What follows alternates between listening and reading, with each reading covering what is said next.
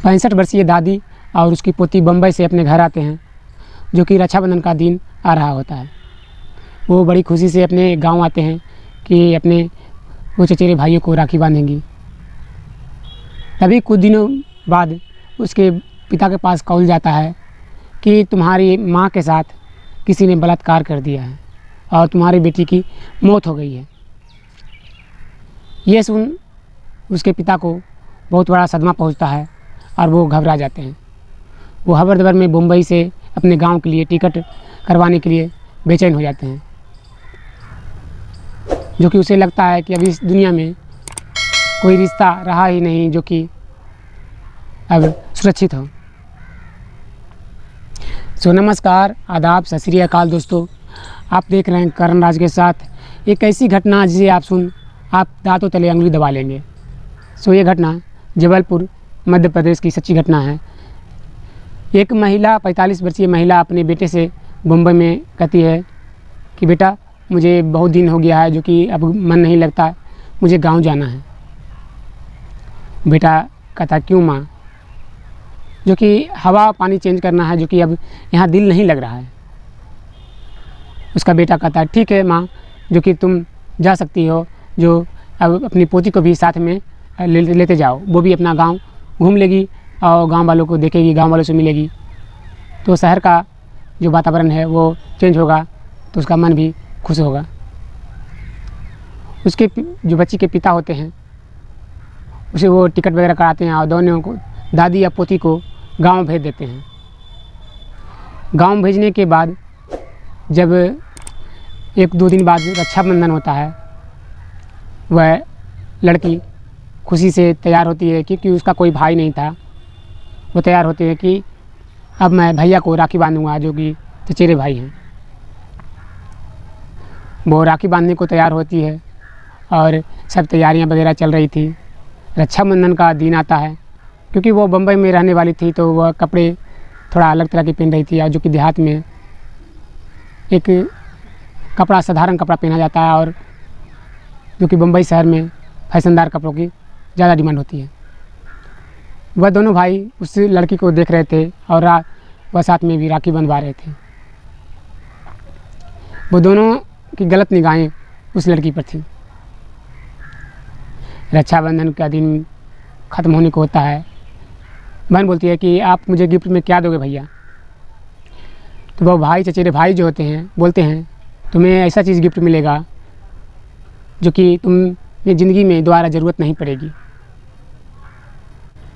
वह लड़की चुपचाप से अपने रूम फिर चली जाती है। जब कल सुबह होता है, वो दोनों भाई जब बाथरूम में बहन नहा रही होती है तो वह निहारता हुआ रहता है चोरी छिपे। वह चाहता है कि अपनी बहन के साथ कुछ गलत करे, लेकिन उस दिन उसे मौका नहीं मिलता है। अगले दिन फिर होता है, करीब 14 अगस्त 2022 को। घर में कोई नहीं था, सारे लोग घर से खेतों में चले गए थे और न दादी थी, सिर्फ वह लड़की जो कि बम्बई से आई हुई थी, वही घर में थी। दोनों भाई आते हैं, घर में देखते हैं कि कोई नहीं है। वह चुपचाप दरवाज़ा को बंद करते हैं और अपनी बहन के रूम की ओर चल देते हैं। बहन के रूम की ओर जब जाते हैं तो बहन देखती है कि उसके दोनों भाई, चचेरे भाई घर में आए हैं। वह बाहर, रूम से बाहर निकल कर आती है और कहती है कि खाना भी पीना भी है भैया, खाना पीना है। तो दोनों भाई कहते हैं खाना पीना तो नहीं, बस कुछ अलग तरह का मन कर रहा है जो तुम्हारे साथ अभी हमें करना है। तो वह बहन पूछती है कि क्या? तो दोनों भाई, एक भाई जो होता है वह लड़की के हाथ पीछे से जाकर पकड़ लेता है और मुंह को दबा देता है। फिर दोनों मिलकर उसके साथ बलात्कार करना शुरू कर देते हैं। सिर्फ बलात्कार करने के बाद जब वो दोनों चले जाते हैं घर से, वो लड़की चुपचाप उठती है और अपने रूम चली जाती है। सारे लोग आते हैं, घर वाले, दादी और चाचा चाची सब आते हैं। तो वो किसी को कुछ नहीं बताती। वो चुपचाप सी रहती है, सहमी हुई सी अपने रूम में। वो सोचती रहती है कि उसके जो चचेरे भाई जो कि कल उसे राखी बांधी थी, आज उसके साथ इतना बड़ा गेम खेल चुके हैं।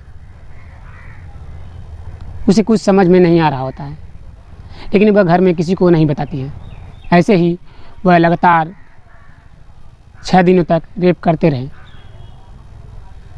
7वां दिन जब वह उस लड़की को पास गए तो देखे कि वो लड़की चुपचाप सी बैठी हुई है साइड में, और वो भीख मांग रही है कि भैया अब मुझे बख्श दो, मुझे मेरे साथ ऐसा मत करो, वह मैं बर्बाद हो जाऊंगी। लेकिन दोनों भाई मुस्कुराते हुए उसे फिर से वही स्थिति में लाकर सारे कपड़े लत्ते फाड़ कर उसके साथ गलत करना शुरू कर देते हैं। लेकिन तभी उसके दादी जो होती है घर में अचानक से आ जाती है।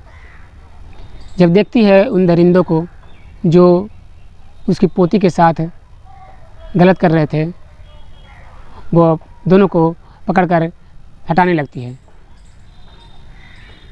लेकिन एक जो होता है वो अपने दादी को गिराकर उनका भी बलात्कार करना शुरू कर देता है ज़बरदस्ती। 19 अगस्त 2022 को ये घटना हुई थी, जो कि काफ़ी हिला के रख दी थी उस समय। जब ये बातें वह उसके बड़े बेटे के पास पहुंचती है तो अपने घर आता है और माँ से पूछता है तो वह सारी यही चीज़ बताती है।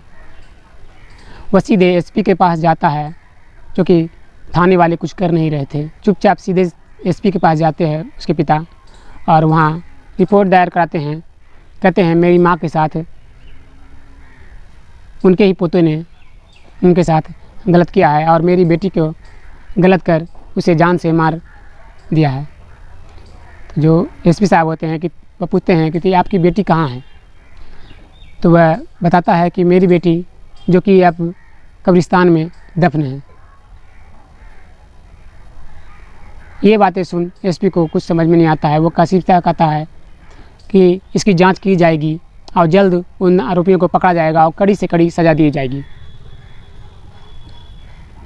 1-2 दिन होते हैं तो एक छोटा भाई जो कि पकड़ा जाता है और बड़े भाई जो कि फरार है। अभी तक उस बड़े भाई को पकड़ा नहीं गया है और जल्द एसपी साहब ने कहा है कि वह जिसे जल्द पकड़ा जाएगा, सहानुभूति दी है और उसे कड़ी से कड़ी सज़ा दी जाएगी। और जो कि अगला जो कि आगे जो अपराधी होंगे वो ऐसा कभी करने के लिए गलत से भी नहीं सोचेंगे। सो दोस्तों, ऐसे कई रिश्ते हैं जो कि शर्मसार कर देते हैं अपने ही घर वाले। वो रिश्तों को, मर्यादाओं को तार तार कर देते हैं। एक कहानी सुनाने वक्त मेरे आँखों में आंसू आ गए हैं। अगर वीडियो अच्छा लगा हो तो लाइक ज़रूर कीजिएगा, और ऐसे ही क्राइम स्टोरी की सच्ची कहानियाँ सुनना चाहते हैं तो हमारे चैनल को सब्सक्राइब कर बेल का घंटा जरूर दबाइएगा।